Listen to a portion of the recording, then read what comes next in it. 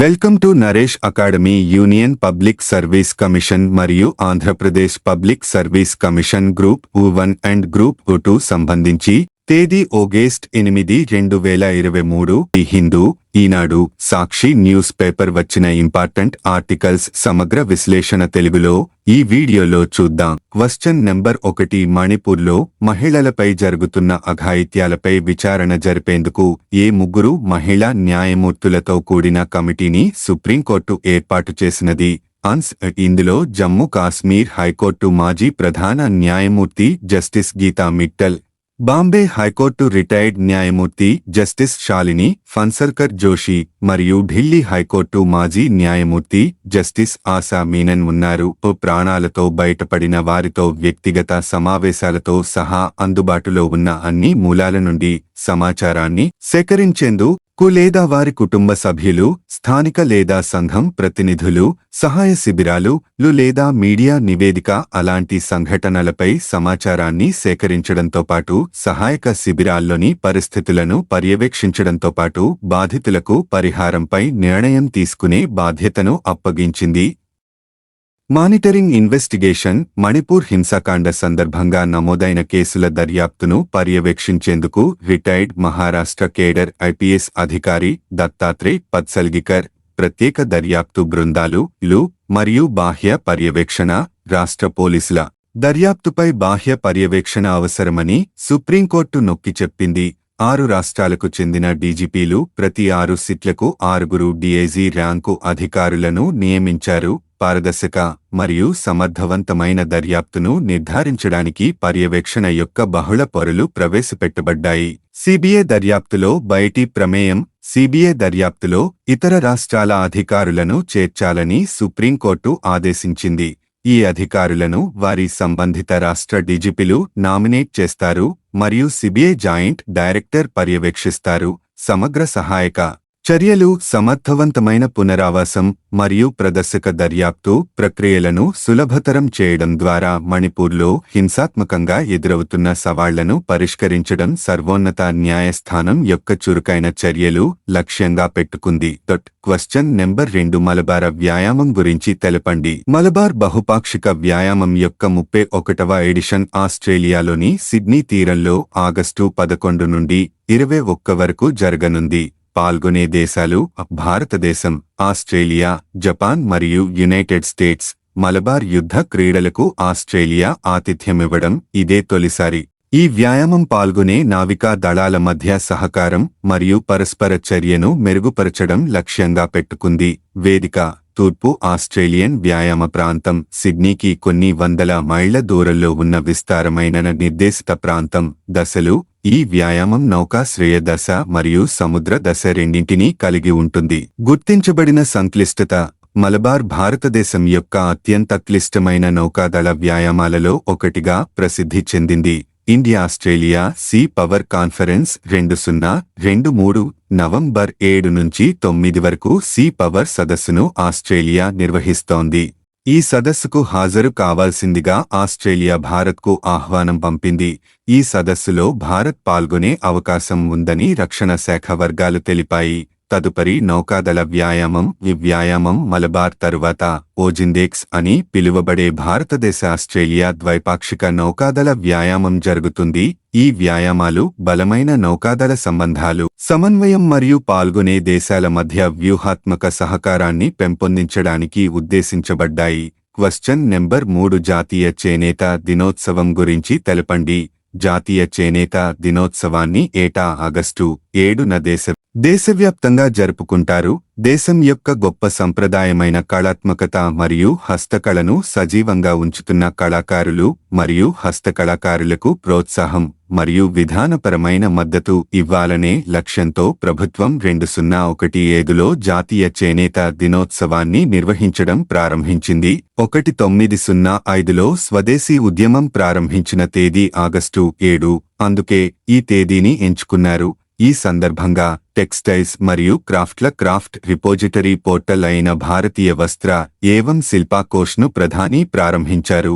ఈ పోర్టల్ను national institute of fashion technology NIFT అభివృద్ధి చేసింది. ఆన్లైన్ రిపోజిటరీ ఒక రకమైన నాలెడ్జ్ ప్లాట్ఫారంగా ఉపయోగపడుతుంది. ఇది భవిష్యత్ పరిణామాలపై దృష్టి సారించి వస్త్రాలు, దుస్తులు మరియు సంబంధిత క్రాఫ్ట్ల యొక్క గత మరియు ప్రస్తుత స్థితిని నేయడానికి ఒక ఫ్రేమ్వర్క్ను నిర్దేశిస్తుంది. డిజిటల్ పోర్టల్ టెక్స్టైల్స్, దుస్తులు మరియు క్రాఫ్ట్ సంబంధిత రంగాలపై పరిశోధన పత్రాలు, కేస్ స్టడీస్, డిసర్టేషన్లు మరియు డాక్టోరల్ థీసిస్లతో సహా విస్తారమైన డేటాబేస్కు యాక్సెస్ను అందిస్తుంది. Question number 4 August 8 Rajya Sabha Lok సభలో ఆమోదించిన బిల్లు వివరాలు తెలపండి. వివరాలు. ఈ వివాదాస్పదంగా మారిన ఢిల్లీ సర్వీసుల బిల్లుకు రాజ్యసభ సోమవారం రాత్రి ఆమోదం తెలిపింది. ఇప్పటికే లోక్సభ ఆమోదం పొందిన ఈ బిల్లును పెద్దల సభ చర్చకు చేపట్టినప్పుడు కాంగ్రెస్, ఆప్ సహా విపక్షాలు పలు అభ్యంతరాలు వ్యక్తపరిచాయి. ఈ బిల్లు రాజ్యాంగ విరుద్ధంగా, సమాఖ్య స్ఫూర్తికి వ్యతిరేకంగా ఉందని ఆక్షేపించాయి. బిల్లును సభలో చర్చకు ప్రవేశపెట్టిన కేంద్ర హోంమంత్రి అమిత్ ఆ తర్వాత విపక్షాల అభ్యంతరాలకు సమాధానం చెప్పారు. చివర్లో తీర్మానంపై ఓటింగుకు విపక్షాలు పట్టుపట్టాయి. ఓటింగులో బిల్లుకు అనుకూలంగా 131, వ్యతిరేకంగా 102 ఓట్లు వచ్చాయి. దీంతో పార్లమెంటు ఆమోదం లభించినట్లయింది. దేశ పౌరుల ప్రైవసీకి రక్షణ కల్పించే డిజిటల్ పర్సనల్ డేటా ప్రొటెక్షన్ బిల్లుకు లోక్సభ ఆమోదం లభించింది. విపక్షాల నిరసనల మధ్య ముజువాణి ఓటుతో బిల్లును ఆమోదించారు. విశ్వవిద్యాలయాల్లో పరిశోధనలకు 50,000 కోట్ల రూపాయలు నిధులతో జాతీయ పరిశోధన ఫౌండేషన్ ఎన్ఆర్ఎఫ్ ను నెలకొల్పేందుకు ఉద్దేశించిన బిల్లును మంత్రి జితేంద్ర సింగ్ లోక్సభలో ప్రవేశపెట్టారు. మధ్యవర్తిత్వానికి అవసరమైన చట్టబద్ధ ఏర్పాట్లు చేసి న్యాయస్థానాలపై ఒత్తిడి తగ్గించే బిల్లును కూడా లోక్సభ ఆమోదించింది. మధ్యవర్తిత్వానికి ఇది వెన్నెముకగా నిలుస్తుందని న్యాయశాఖ మంత్రి అర్జున్ రామ్ మేఘవాల్ పేర్కొన్నారు. తక్కువ ఖర్చుతో వివాదాలను పరిష్కరించుకునేలా తటస్థ తృతీయ పక్షం నేతృత్వంలో మధ్యవర్తిత్వ మండలి ఉంటుందని చెప్పారు. వారం క్రితమే రాజ్యసభ ఈ బిల్లును ఆమోదించింది. క్వశ్చన్ నెంబర్ 5 కేంద్ర ప్రభుత్వ రుణాలు 2023 మార్చి 31 నాటికి అవి ఎంత శాతంకి చేరినట్లు కేంద్ర ఆర్థిక శాఖ సహాయ మంత్రి పంకజ్ చౌదరి తెలిపారు. ఆన్సర్ 57%కి కేంద్ర ప్రభుత్వ రుణాలు 2014 మార్చి 31 నాటికి జీడీపీలో 52.2% మేర ఉండగా 2023 మార్చి 31 నాటికి అవి 57%కి చేరినట్లు కేంద్ర ఆర్థిక శాఖ సహాయ మంత్రి పంకజ్ చౌదరి తెలిపారు. సోమవారం లోక్సభలో ఆయన ఒక ప్రశ్నకు సమాధానంగా ఈ విషయాన్ని వెల్లడించారు. క్వశ్చన్ నెంబర్ 6 గత 9 ఆర్థిక సంవత్సరాల్లో బ్యాంకులు ఎన్ని లక్షల కోట్ల మొండి బకాయిలను సాంకేతికంగా రద్దు, రైట్ ఆఫ్ చేసినట్లు సోమవారం లోక్సభలో ఆర్థిక శాఖ సహాయ మంత్రి భగవత్ కరాడ్ లిఖితపూర్వకంగా తెలిపారు.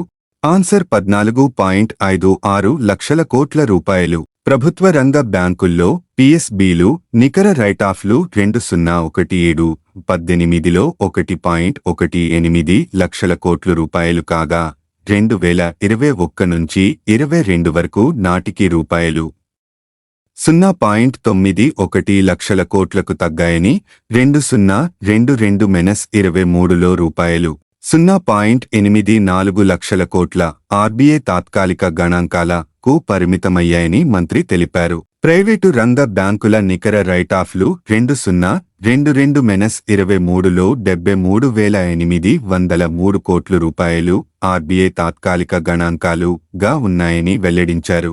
ప్రైవేటు రంగ బ్యాంకుల్లో నికర రైట్ ఆఫ్లు 2017-18లో 1.25% ఉంటే 2022-23లో 1.57% నమోదయ్యాయని పేర్కొన్నారు. పిఎస్బీల్లో ఇవి 2%, 1.12% ఉన్నాయని తెలిపారు. క్వశ్చన్ నెంబర్ 7 టెస్లా కొత్త చీఫ్ ఫైనాన్షియల్ ఆఫీసర్ సిఎఫ్ఏ గా భారత సంతతికి చెందిన నియమితులయ్యారు. ఆన్సర్ వైభవ్ తనేజా.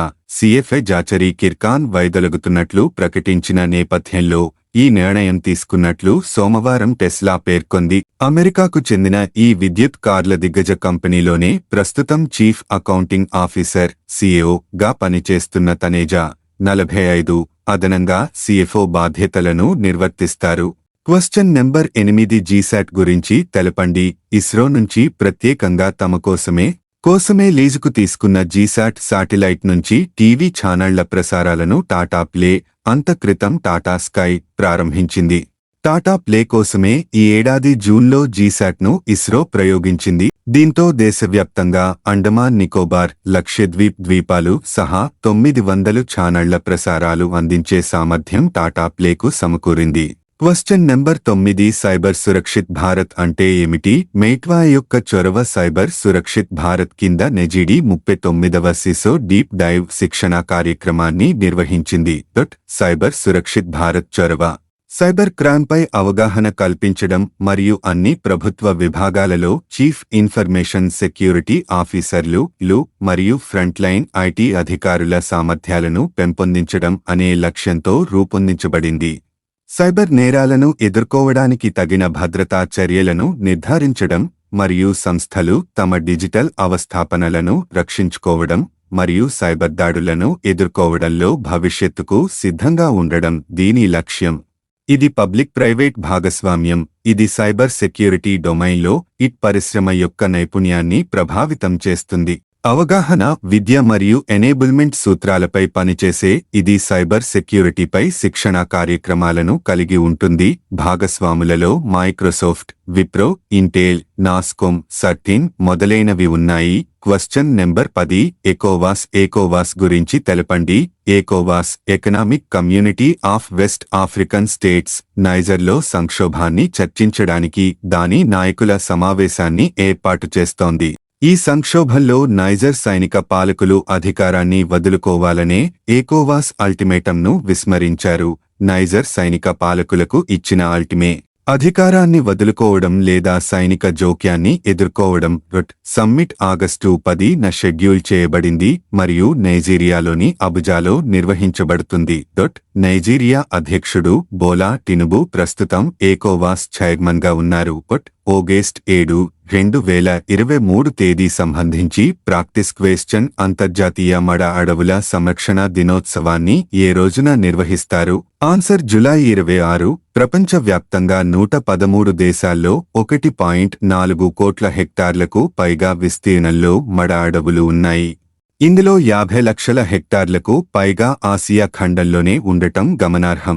భారత్తో పాటు బంగ్లాదేశ్లో విస్తరించిన సుందర్బన్స్ ప్రపంచంలోనే అత్యంత పెద్దవైన మడ అడవులు. ఇవి యునెస్కో వారసత్వ సంపద గుర్తింపును సొంతం చేసుకున్నాయి. ఆగస్టు 8, 2023 తేదీ సంబంధించి ప్రాక్టీస్ క్వశ్చన్ అంతర్జాతీయ రహదారి సమాఖ్య IRF గణాంకాల ప్రాతిపదికన రోడ్ ట్రాన్స్పోర్ట్ ఇయర్ బుక్ తాజా నివేదిక ప్రకారం విశ్వవ్యాప్తంగా ద్విచక్ర వాహనాల వినియోగంలో ఏ దేశం అగ్రస్థానంలో ఉంది? ఆన్సర్ కామెంట్ చేయండి. నెక్స్ట్ వీడియోలో ఆన్సర్ చూద్దాం. Please like, share, comment, subscribe my YouTube channel @Naresh Academy 5509. Thank you one and all.